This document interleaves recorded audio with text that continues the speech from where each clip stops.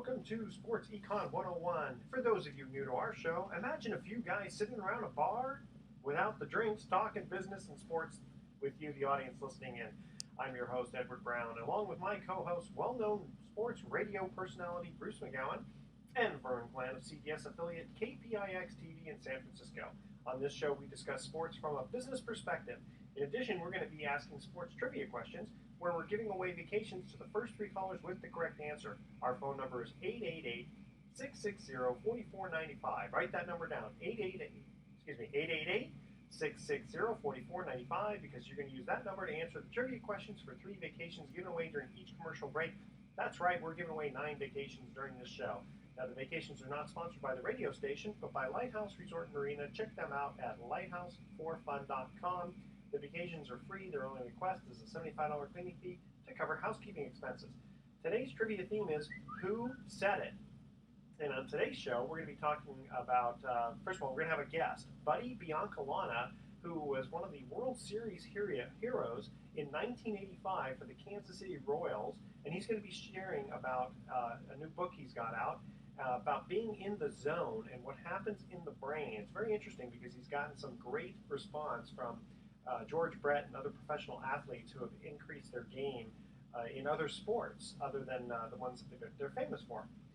We're also going to be talking about his appearance on David Letterman, which was actually very, very funny. And we'll try to get into other topics such as fantasy football insurance. A bunch of safeties happened in the first quarter of the NFL. Be kind of interesting to talk about that. Green Bay Packers kicker restructures his compensation. And also the Olympics is going to be coming back with wrestling, but it's easily defeating baseball and softball. So got to figure out why that is. Email us a question at edward@sportsecon101. We'll try to answer it on the air. This segment of Sports Econ 101 is sponsored by Pacific Private Money, providing mortgage investments that are currently yielding 8% secured by real estate. It doesn't get any more conservative than that. Check them out at pacificprivatemoney.com. Stay tuned because you're listening to Sports Econ 101. We'll be right back. Okay, you guys are ready to go? Because I know Bruce. We're ready to go. Yeah. Okay, so let me do 5 seconds of silence, and then we'll interview a second. Here we go.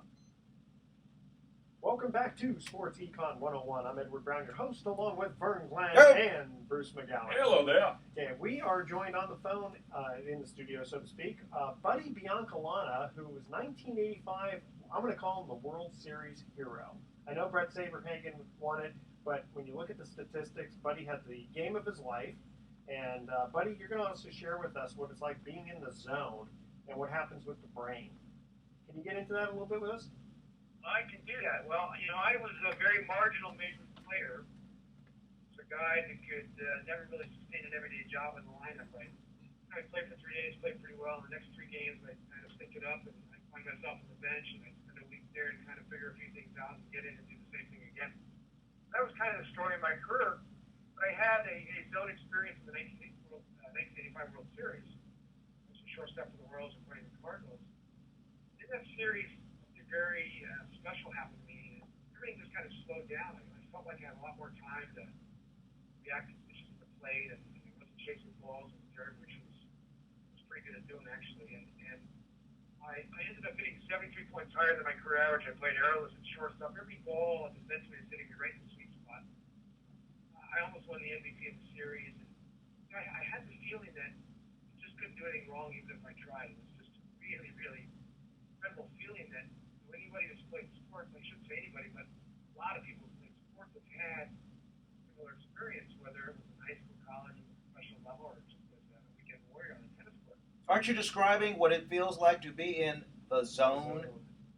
I am describing exactly what it feels like to be in the zone, where everything slows down and your intellect becomes very quiet, you're not thinking much, and your emotion becomes more fluid and effortless.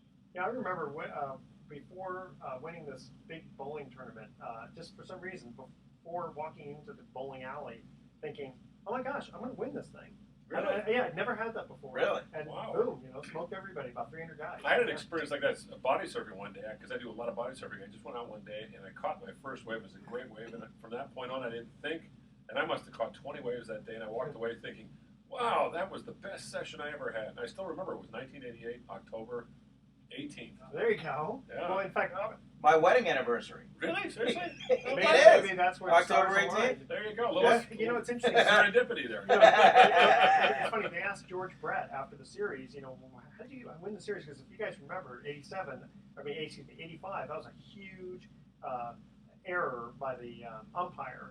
Don Denkinger. Exactly. Yeah, called the guy safe, and he was out. Exactly. So Yeah. they asked him. They said, you know, well, how did you win the World Series? He goes, pitching and Buddy Biancalana. Wow. That's a nice compliment for you. George Brett, a one-time San Jose Bee, was he not? Yeah. I'm not sure about that. Yeah. But Buddy Biancalana was a one-time Redwood Giant on the victory.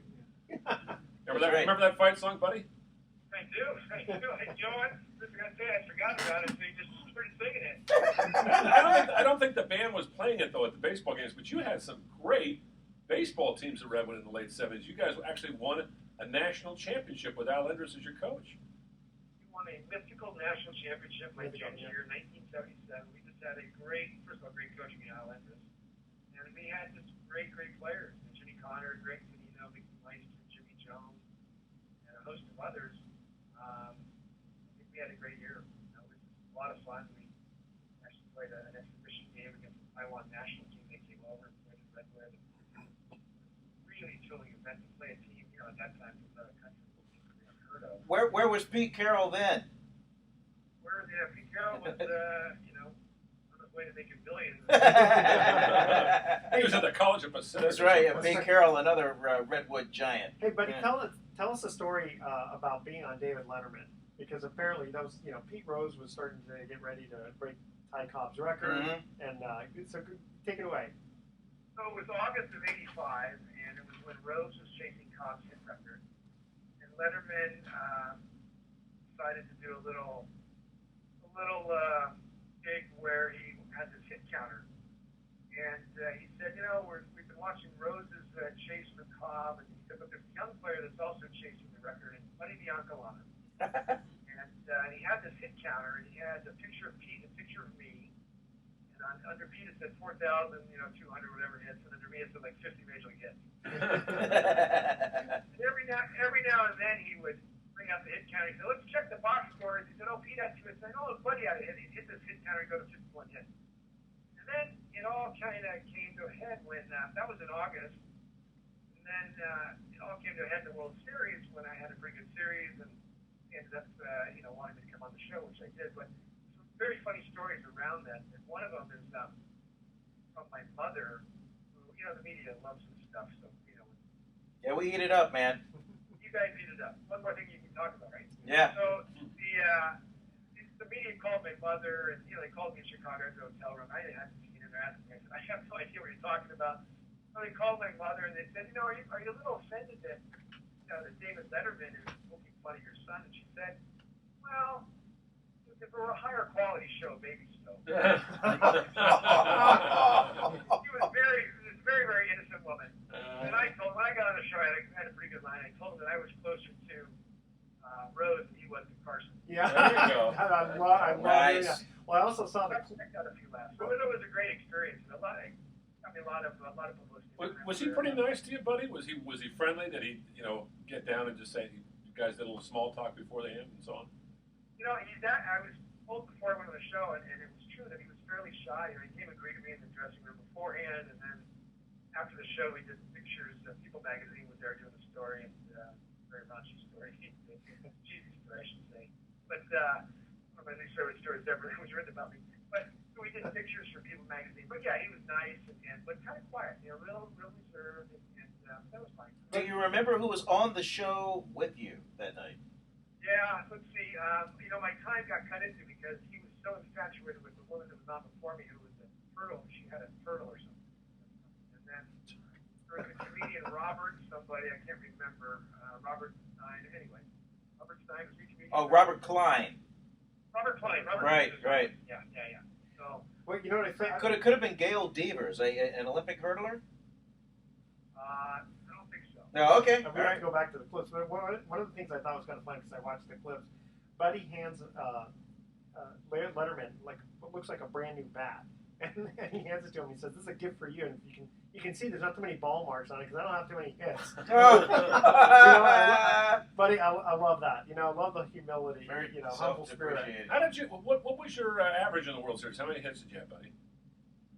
Oh, I hit, I think 273. I think I had 5 or 6 hits and a bunch of walks. And So they were clutch hits, Yeah, right? yeah. That was Yeah, they were triple. big time moments. there were a few big hits and drawing walks. And, Yeah, on base but the percentage was defense, high, though. And my defense was. I played airless, so it was. Here's the thing. I mean, had I not been such an underdog, Dodgy Smith, I probably would have gotten the notoriety that I got. And, I tell talking about the Anchorage call, which you mentioned. I call it the call that changed my life because it really did. It absolutely changed my life. Notice how things would have gone had I not had that call. Here's the big question. How many days passed before you actually paid for a meal? Well, I'll tell you, when you win a world championship, it's amazing that the way that the city gets behind it. And you guys certainly experienced it there. I see you guys, me too, with the 49ers, the Giants, and Kansas City was the first, world championship that they had, and so it was, quite a scene for a long time. And I remember walking into a restaurant. Whatever, 3 or 4 nights after the World Series, and the whole restaurant stood up and gave me a standing ovation. Oh, Wow, that's awesome. great. Hey, buddy, stay with us because I want to get into your book and that zone that you're talking about because you really helped a lot of other athletes. We're going to cut to our first commercial break. Here is the first trivia question. Again, the theme is who said it. I got tough ones for you guys this time. The last time was too easy. All right. Who said, people ask me what I do in the winter when there's no baseball? I'll tell you what I do. I stare out the window and wait for spring. All right. Now, who said that? Okay. The first No clues? Old-time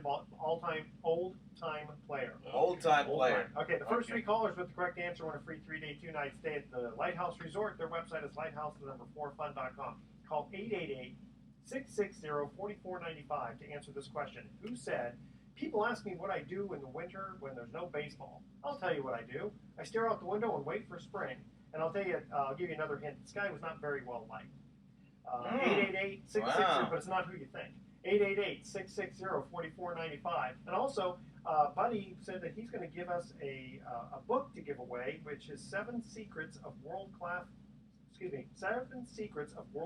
Athletes. We're going to give that to the 10th caller with the correct answer of this. What's in that bottle of water you're drinking? Okay, I'll tell you later. Okay, make sure to include your name, your email address, speak slowly, spell out your email 1 letter at a time. Don't touch that dial because Sports Econ 101 will be right back. Over. That's why I said it's not who you think. It's not Ty Cobb? It's not who you think. Okay. Stir out, and I'm thinking, God, it can't be that old because most of those guys had jobs. When you say old timer, you mean like before we're kids? Yeah. Like back in the 30s? Ty Cobb. That's what I thought. See, that was Buddy, yeah, but that was our... Who was the guy who wasn't well liked? Rogers Hornsby. Yes. Rogers Hornsby was not well liked. Wow. Yeah, I remember that. He's the one? Yeah. Rogers Hornsby. Wow.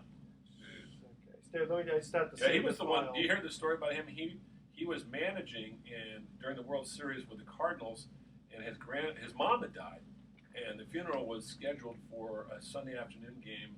Sunday afternoon when his team was playing, and he showed up and he was managing, and the people, the media asked him, aren't you going to go to your mom's funeral? And he said, don't you have any respect for your mom? Mom would have understood. This is the World Series. Exactly. Yeah. True story. Yeah. Wow. Good. He was not a likable guy. One person in the media, one writer, said he looked like he'd been weaned on a pickle. What's that supposed to mean? It's like, we got this really... toughy. Oh, okay. There you go. Rogers Hornsby. Okay. Yeah, he and Ty Cobb are probably the 2 most... Hey, buddy, I actually go out. I'm coming out to Kansas City in about a month. I've got Raiders, Chiefs, and we have a post game show. Are you doing all the Raider post game shows this year? The ones that you most of the road games for sure. We didn't do the Colts because we had the U.S. Open back in. Yeah. But that was a great game. But I've got Denver. I got Raiders Denver coming up in another couple of Mondays. Jacksonville this weekend. Go for sure because it's a home game. Yeah. Hey, buddy, do you get back to Kansas City too often? I'm back there a couple times a year typically. Okay. It's a nice town, isn't it? I used to have, I'd seen the biggest of the Chiefs for years when I lived there, and that's a great sporting event, like going to Chiefs game. Hey, buddy, do you know a guy named Frank Bowl who works on TV back there? Oh, very well. See, Frank and I worked, believe it or not, Frank and I, when you were going to high school, 1977, 78, Frank and I were competitors in Eureka, California on TV. Wow. So I've known Frank for 35 years or something. He's retired now. I think he's doing some radio. Yeah, he's doing a little radio, a little talk radio. You don't happen to know a guy named Dave O'Hara, do you? No. No. Okay. Frank, it's funny you mentioned Frank Boyle. I was thinking about Frank today. It was daily. And, Frank's a great guy. Yeah, no, he played college football at Villanova.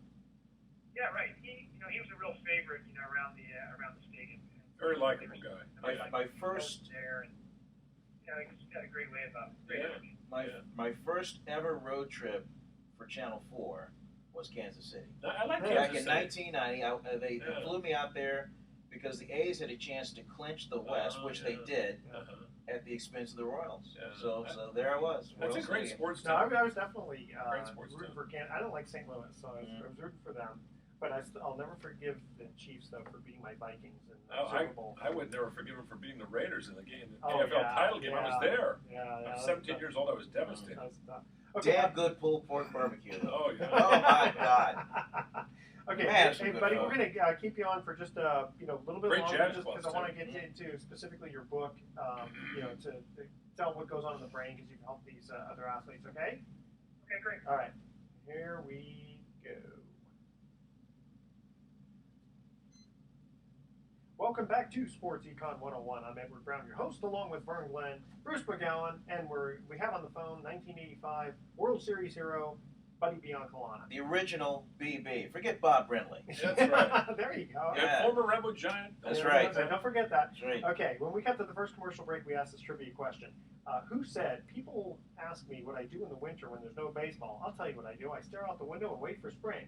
It was Rogers Hornsby. Rogers Hornsby. Not a likable guy. Who actually guy. managed on the day his mother was being put in the ground. It was her funeral, and somebody asked him, "Don't you have any respect for your mom? It's her funeral." And he said, "This is the World Series. Mom would have understood." There you go. I bet you probably would have. Yeah. Now, Buddy, you wrote this book, 7 Secrets of World-Class Athletes, and I remember reading some of the testimonials by George Brett and some others who said you've really increased their either golf game or other sports than they're used to. Tell us a little bit about the book and what are the secrets? Well, actually, I co-authored it with my business partner, Stephen Yellen. Stephen was an amateur tennis champion in Florida. We both had some experiences. We both knew that somehow it had to be able to watch. Stephen was the one who really figured it out. So we've worked with athletes in 7 professional sports now. We've done work with the Chicago Bulls, Trailblazers, St. Louis Cardinals, Atlanta Braves, and a host of individual players throughout many sports, and amateur sports as well, more amateur sports, professional sports. So there's a specific process that, along with the neuroscientists, we've been able to quantify that must take place in the brain from fluid repeatable motion. And when this process occurs, an athlete will experience time more slowly as it's occurring versus time speeding up.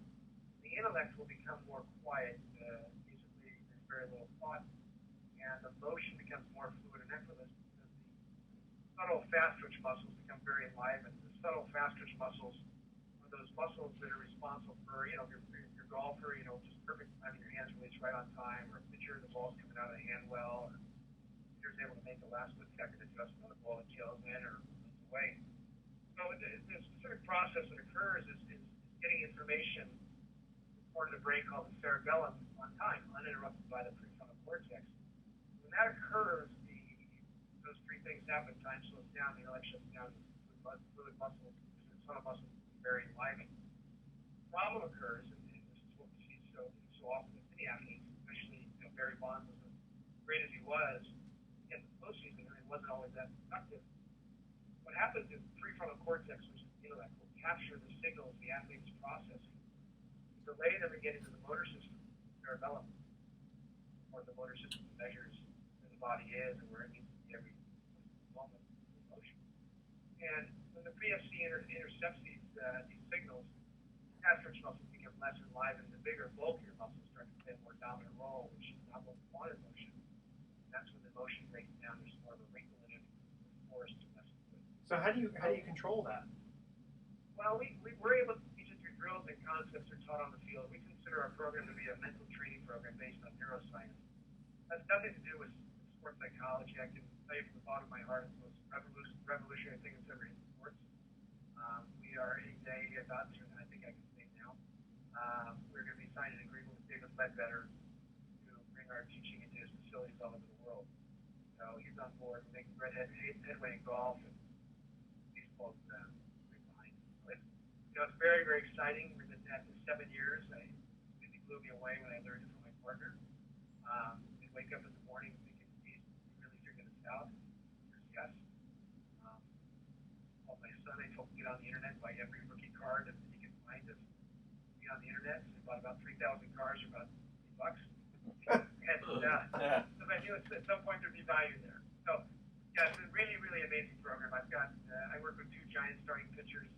I can name one of them, Chad Godin, is one that I did last year.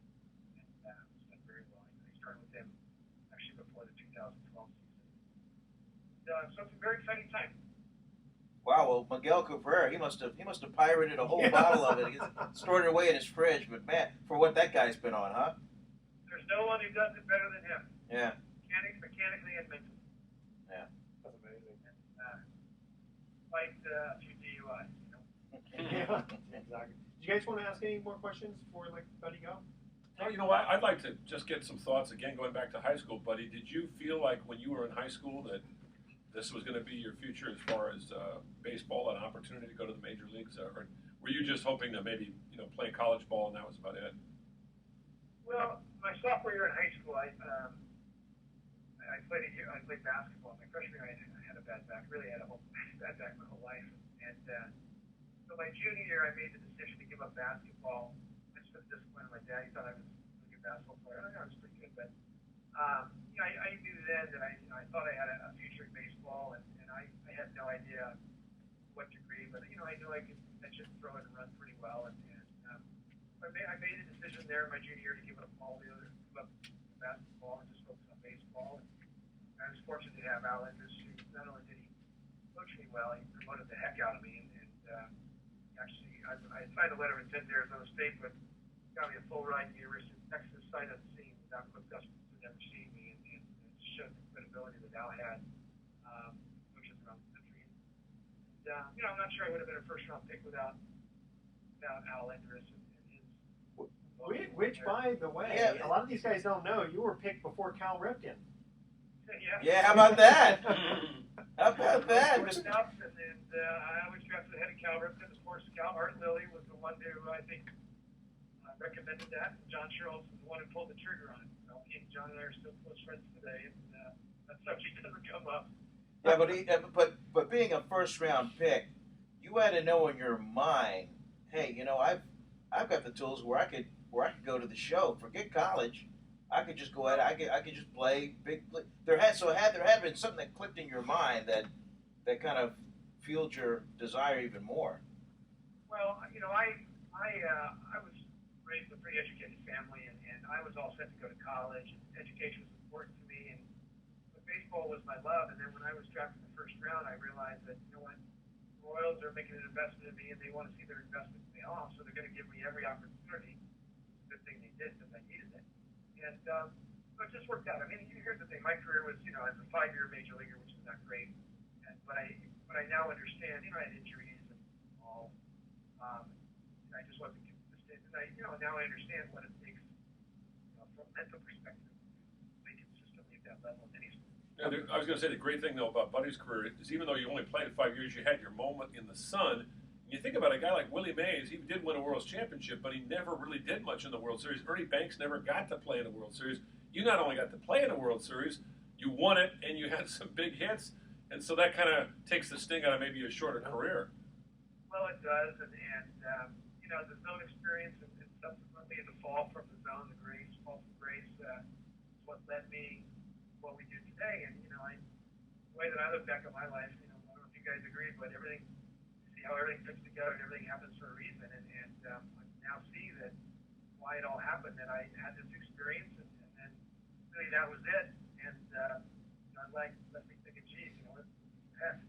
And it put me on quite a journey to figure out what we have partner Stephen Young and I have figured out, and it's been a great ride. Why did it work for you and not for Billy Bean? I got to believe you guys were kind of contemporaries coming up. Yeah, great question. Well, I can tell you this, that as a kid, I knew I wanted to play in the major leagues. There's no question about it. But I never once thought about playing in the big leagues, even when I was, playing in the World Series, even when I was playing in the regular season of the major leagues. The World Series was just an event that is too big for me to fathom being a part of, and something that I would just watch on TV every October. Well, prior to Game 1 of the World Series in '85, I'm sitting in front of my locker. We had about 20 minutes before we had to be on the field where ABC was going to introduce us. You jog to the foul line, they put the camera in your face, and you're seen by millions all over the world. And I was sitting in my locker, and all of a sudden, this massive wave of fear hit me. Like, oh my God, how am I going to be able to go out there and play? The thoughts of letting my teammates down, letting future Hall of Famer George Brett down, management, fans, media. It was just so intense. And usually what I would do when I got nervous before a game is I'd mood alter by going and making myself a sandwich. However, with just 20 minutes to go before I had to be in the dugout, I felt like I couldn't do that. And I'm not even sure I could have gotten out of my chair, to be honest with you, to get the sandwich. But so I just sat there with this really intense fear for the first time, and really acknowledged that this is really scary. And he said, I can do one of two things. I can put my street clothes on and go watch in the bar somewhere, and go down and wait for my name to be introduced and go out and play. And so I did I waited for my name, and off I went, and I ended up playing literally as good a baseball as I've ever played my whole life. And it's not like you had to feeling that fear and getting to the other side of it. Big reason I entered the zone, and who knows what else it was. And he's only playing shortstop, so that's not really that important position, right? But wasn't Billy Bean also a shortstop? Wasn't he the guy that? He was a catcher. Yeah, he was the guy that everybody. He was an outfield, okay. But he was the guy that everybody wanted. Everybody went after. The Mets. I mean, you name it. He gave up a scholarship, full ride offer to Stanford. Now, was this the Billy Bean that? Not the Billy Bean that is a Billy Bean that's general manager of the A's. Because there was another Billy Bean also. Oh well, yeah. I'm not talking about that one. I'm talking about. I'm talking about. You know what happened to the other Billy Bean, right? That was the guy who came out of the closet after. Right. Yeah. I'm talking about the one portrayed by Hollywood. Yes. Yeah. Bill, Buddy, thanks so much for joining us, guys. I tell you, we had to cut to another commercial break here. We've been in the studio here on the phone with Buddy Biancalana. Yeah, thanks so much, man, for joining us. This was a treat. You made Redwood High proud, buddy. Yeah. You did. You're still. Can I add that I will be doing a book signing December 15th at the Book Passage? Yes. In Corte Madera. Oh. You just did. Just down the road. Just down the road from Redwood High School. Yeah. All right, buddy. Can I give you my website? You sure can. Go ahead. Say it again. Zonetraining.net. Zonetraining.net. Zonetraining.net. All right. I like that. Buddy, thank you so much for joining us. My pleasure, guys. Thanks for having me. Take care, buddy. Okay, quick trivia question. Second one. Who said hockey is a sport for white men, basketball is a sport for black men, golf is a sport for white men dressed like black pimps? Okay, the first three callers correct answer on a free 3-day 2-night stay at Lighthouse Resort. We're gonna Did an athlete say that? Yes. Or a comedian? Did An athlete said Did a that. golfer say that? Yes. A golfer said Okay. that. A well-known pro Hold on. You guys Okay. you can't keep doing that. 888-660-4495 to answer Why this not? question. Who said hockey is a sport for white men, basketball is a sport for black men, golf is a sport for white men dressed like black pimps? 888-660-4495. Don't touch that dial because Sports Econ 101 will be right back. That's Way funny. over. I'm going to get yelled at. That's funny. So was it somebody famous? You know what? You guys got to guess. I'm I'm going to guess Lee Trevino. That sounds like something Lee Trevino. Yeah, it does sound That's like something like something. he would say. Okay. I'll stay with Vern. That's a good one. But golfers, generally speaking, don't say anything incendiary. Lee Trevino or like Chichi Rodriguez. Somebody like that. Somebody with that kind of humor. You know, it's funny, for all of the controversy about Tiger Woods, he's probably the most bland guy to talk to. He never says anything really very, other than just talk about golf. He doesn't really say anything. I think when he signed with IMG, I mean, they must do some major image PR. consulting similar to, they were just like, hey, you just be as bland, you ride the fence. Have you ever You don't interviewed say him? Vern? anything. Oh, yeah. You know, it's interesting. You walk up to him, and it's almost like you look at his eyes, and he just sort of, you can tell he's not in. He's in another place. He's just thinking about what he's got to do 5 minutes from now. I always get that feeling that he was always thinking ahead. You always get the same look? Jim Harbaugh. Oh, yeah. Jim Harbaugh's always. I used to do a show with him on web TV. It was like a 20-minute interview. Can you imagine doing a 20-minute interview? 20 minutes with Harbaugh? Oh, well, my the God. thing was great. He said, talk about anything you want as long as it's football. Is that what he said? So I said, okay. So what really I got in good with him was I talked history. He knows football history. He's a huge football history buff, isn't he? So I mentioned some obscure guy who played with the Chicago Bears, and he goes, how'd you know about him? I said, well, I grew up, when he was playing. Come on, you gotta say it. He's funny, though. He's a character. I think he kind of really would rather not have to deal with the team. Oh, yeah. Well, I mean, he's not hostile. He just is like, hey, you're but at the same time, he likes being in the spotlight. He likes that. He's a lot more interesting, I think, though, than Dennis Allen. Dennis Allen was just bland and boring. Dennis is just trying to. Dennis just wants to survive. He's just trying to survive, man. You guys ready? Yeah. All right. Here we go. Not going to be able to get into all of our things, but we'll get into some. Okay, here we go. Welcome back to Sports Econ 101. I'm Edward Brown, your host, along with Vern Glenn and Hey. Bruce McGowan. I'm here. And thank you, Buddy Biancalana, for joining us on the phone. In the second commercial break, we asked this trivia question. Who said hockey is a sport for white men, basketball is a sport for black men, golf is a sport for white men dressed like black pimps? You got me. Vern. My first guess is Lee Trevino. Lee Trevino. No. Sounds good to me. No. Tiger Woods. Tiger What? Woods? Yes. What? What? He never says anything. You gotta be kidding me. What? Serious. When did he say that? Wow. I It asked must him have a been couple of years days ago, and he just That must have been that, Jim. It must have been before IMG got It there. must Yeah, have been that's right. right. He's Yeah, like the most bland. Wow. Isn't that amazing? Oh my gosh. Okay, a couple things because football just started here. What was the deal? I think it was three safeties in the first quarter of the NFL opener. Yeah, and it's something. Yeah, I'm guessing it's just there's not enough practice. There's only practice squads, and they're kind of taking it easy on each other, and then they get into a real game, and all hell breaks loose. Well, you could say, at this point, defense is a little bit ahead of the offense, but then Peyton Manning goes out and has the game he had. Colin Kaepernick goes out and had the game that he had. So And Aaron Rodgers played pretty well. They didn't run the ball very well, but he certainly passed the ball well. Yeah, but see, with Colin, remember Green Bay was going to be really gunning for Colin, and so They were gunning for they were gunning for the read option, and guess what? You get instead of a lot of the read option, you get a lot of passing, and he goes for 412 yards. Did you know that is a franchise record for a week one for a 49er quarterback? Yeah, That surprised me. Yeah. How about Terrell Pryor, by the way? That was impressive performance. Everybody thought he was going to fall flat on his face. You know what? I just sat there transfixed. I was like, oh my God, believe it. the Raiders have a chance to win. And they this almost game. did. They almost did. Almost. Yeah, that was nice. So that that kind of caught my eye. Yeah. But this weekend, this is the weekend.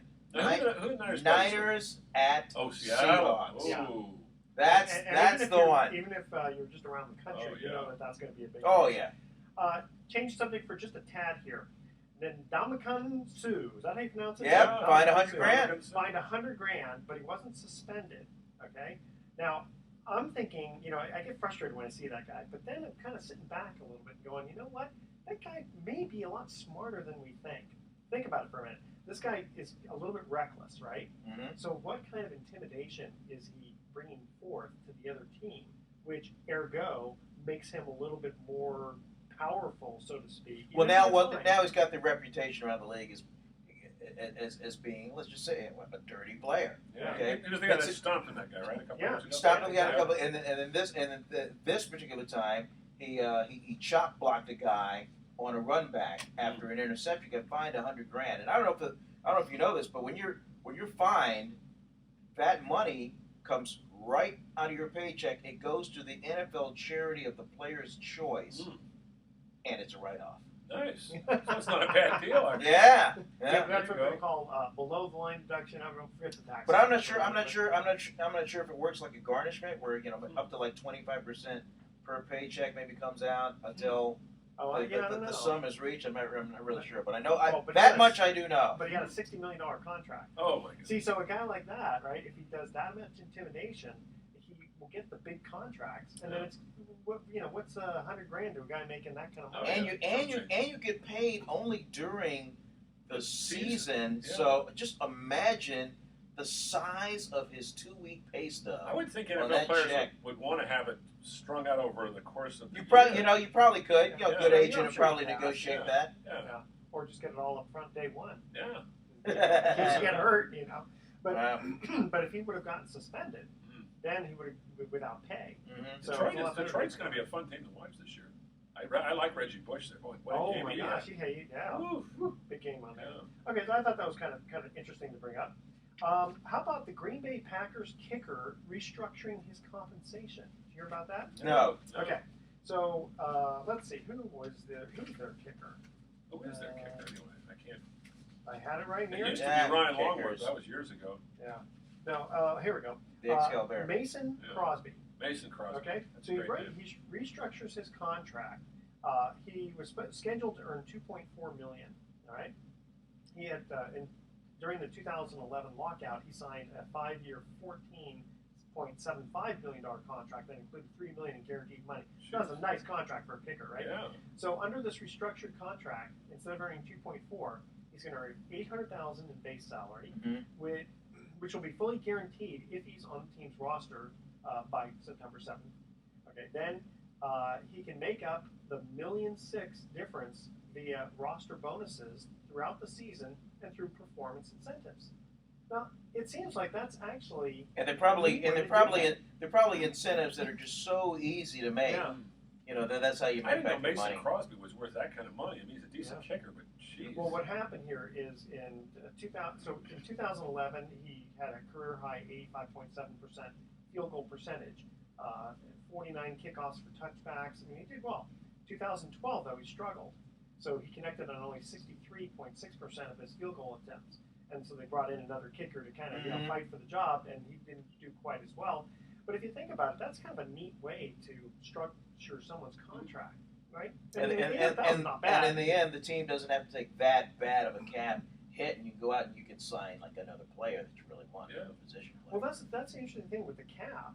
Do they cap it based on the 800,000? Yes, they do.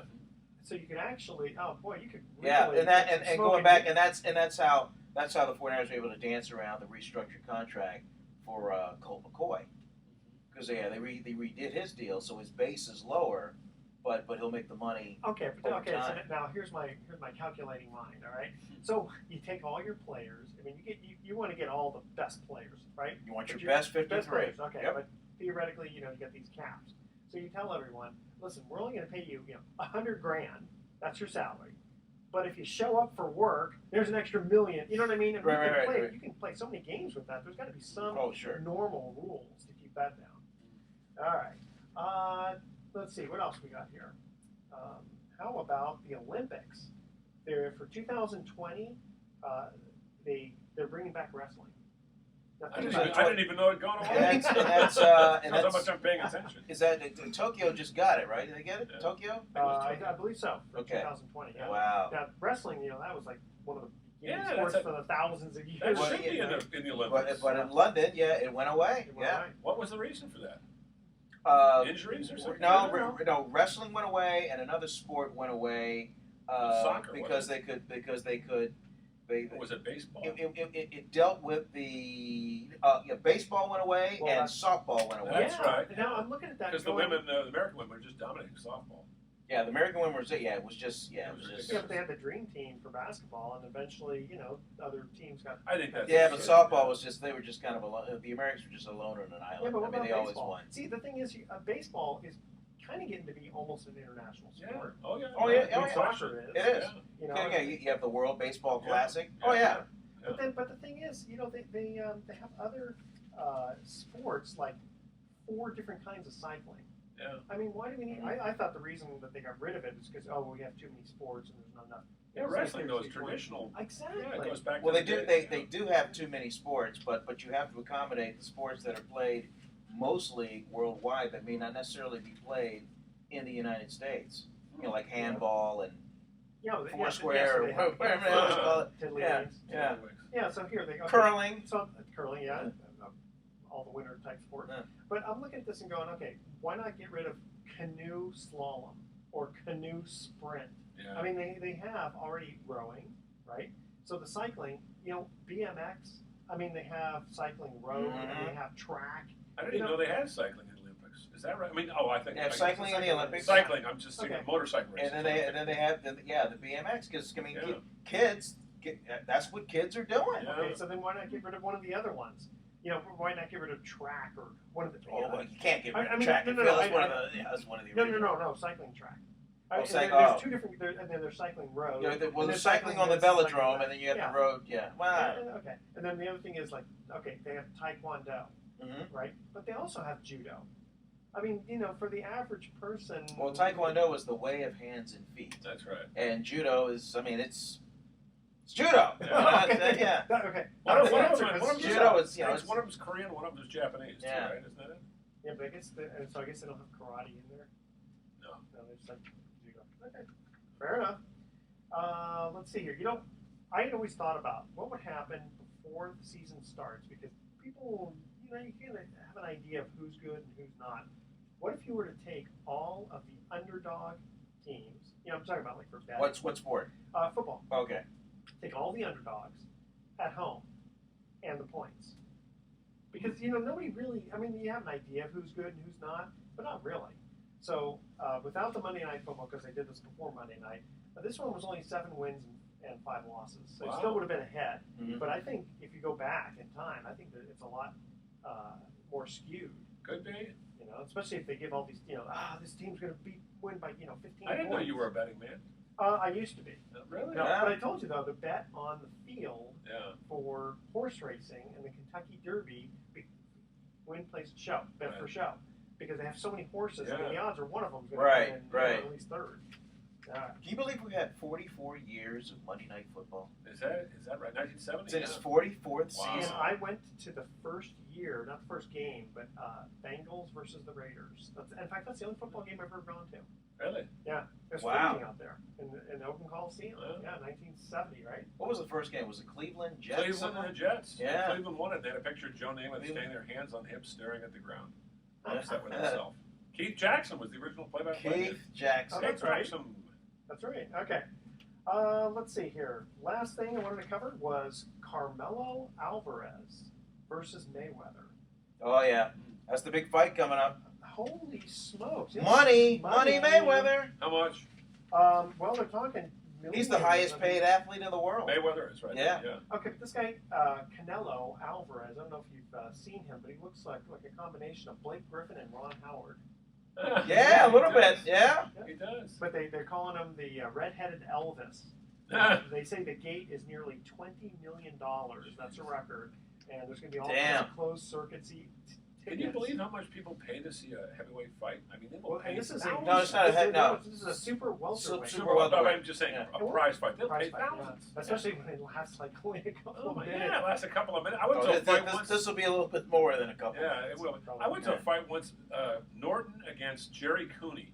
And Cooney knocked Norton out in the first round. It was like 30 seconds in the first round. Oh, the fight's over. All these people are at ringside. They're jumping up and down. You just, spent $2,000 for a ticket to watch 30 seconds of fighting. Don't you feel cheated? I saw Michael Spinks and Mike Tyson, and that one. I mean, before you could get adjusted in your chair, it was over. It was over. Yeah, that was Atlantic City, Trump Plaza. All right, guys. Third and final trivia question. Commercial break. Who said a lifetime of training for just 10 seconds? The first 3 callers with the correct answer win a free 3-day 2-night stay at the Lighthouse Resort. Call 888-660. I got silence in the studio. Lifetime of training. Call 888-660-4495 to answer this question. Who said a lifetime of training for just 10 seconds? Make sure to include your name, email address, speak slowly, spell out your email 1 letter at a time. Don't touch that dial because when we come back, Sports Econ 101 will have some closing comments. Lifetime. Got to be a track star. Got to be a sprinter. Lifetime of training for 10 Carl seconds. Lewis? I'm going to tell you. You just got to wait Bob like Hayes? everyone else. Wilma Rudolph. Lifetime of training for just 10 seconds. Whatever happened to Wilma Rudolph? Is she still with us? Is she still around? I saw the U.S. Russian track meet. My dad took me to Stanford 1961 to see the U.S. Russian track meet. It was the first time we had competed against them head-to-head in any kind of track and field. and it was like the sports event of the weekend. There was 2 days, and I remember going both days. Bob Hayes was there. Bob Remember Hayes. Tamara Press, the biggest woman's? She like threw all the other women 10 feet in the shot put. She was there. Ralph Boston, great I remember hurdler, was Bob there. Hayes because he was the fastest man in the world. Oh, he was amazing. And then he played for the Cowboys. That's right. He was a great receiver. Where did he go to? He went someplace like Texas A&M, didn't he? Some school, Texas Christian. You're not looking up the answer, are you? No, I'm looking at Wilma Rudolph. She died in 1994. Oh, jeez. She wasn't that old, huh? Yeah. Probably in her 50s. Okay, we only have Fastest woman in the world in the 1960s. Yeah, she was a classic gal. I never. 1995. I did an interview with her in 1984. 3 in golds. New York. Nice gal. Always one of my favorites. We have one more quick thing to cover. That's like a deal. Tennessee State University. Did you ever interview Martina Navratilova? Yes, I have. What Very a nice. nice. What a nice gal. Very nice. Very Very straightforward. yeah. No Straight BS. shooter. Yep. No Just BS. tell. And you could turn off the mic and just talk about anything with her too. Mhm. She's just the friendliest person. All right, Yeah. here we go. There we go. Get you out of here on time. Sounds like a deal. Welcome back to Sports Econ 101. I'm Edward Brown, your host, along with Vern Glenn and Bruce McGowan. When we cut to the third commercial break, we asked this trivia question. Who said a lifetime of training for just 10 seconds? I'm gonna guess Carl Lewis. Yeah, that sounds good to me. You know, you guys are very smart because you did get the idea of the 10 seconds. Ben Yeah. Johnson. Nope. No, he's Go not. back He in would, time. he would be Go smart way enough back to say in- that. Go way back in time. Yeah, way back. Way back. Jesse Owens. Yes. Jesse Owens. said that. Wow. Okay. A couple of quick things Did we here. get into this last week about Jesse Owens and Marty Glickman and the 1936 U.S. team? No, not this show. Fabulous That's a great documentary of Marty Glickman, one of the greatest athletes out of New York. And a great sportscaster later. And but because he was Jewish, he was on the U.S. team. He was supposed to be on the gold medal winning 4 by 100 meter relay team, and he and a teammate on the day of the meet are left off, and then 2 other guys came in and ran in that race. Because they were Jewish? Yeah, I mean, Hank Greenberg was playing because for the Tigers at the time. I mean, where was it? Berlin. Yeah. It was right there. Hitler was right there. But that was before. That was 36, so that was 3 years before he invaded Poland. Yeah. Yeah, but still, I mean, it was Berlin. It was all Nazi party. It was Hitler was swastikas not were happy everywhere. when Jesse Owens beat his. No, he was not. No, he was No, not he happy. was not. Not at all. All right, guys. Next time I'm going to get into a little bit of fantasy football insurance, and then a quick little quip about the Tampa Bay Devil Rays. It was kind of a cute quote there. Proud of my fantasy football team, victorious over the weekend. Right. The Excellent. Saltless Nuts. I like that. Okay. Here we go. Okay. Thoughts for the day. Golf thought. These are golf thoughts for the day. Former President Gerald Ford said when he wasn't tripping on something, "I know I'm getting better at golf because I'm hitting fewer spectators." Oh, good. And comedian Jack Lemmon said, "If you think it's hard to meet new people, try picking up the wrong golf ball." Oh yeah. All right, I want to thank my co-hosts, Vern Glenn and Bruce McGowan. You're welcome. And tune in next week to Sports Econ 101, where we discuss sports topics from a business perspective and give away vacations for answering sports trivia questions. Thanks for listening. On behalf of our team, I'm your host, Edward Brown. We'll see you next week. Good night, America. So long. Who used to say that, "Good night, America"? Wasn't that like Walter Winchell, I think. Good night, Walter or no, Cronkite? he'd say good evening, Walter. Mr. and Mrs. America, and all the ships at sea. Is that Walter Like that. Cronkite or Walter I think Winchell? it was Walter Winchell.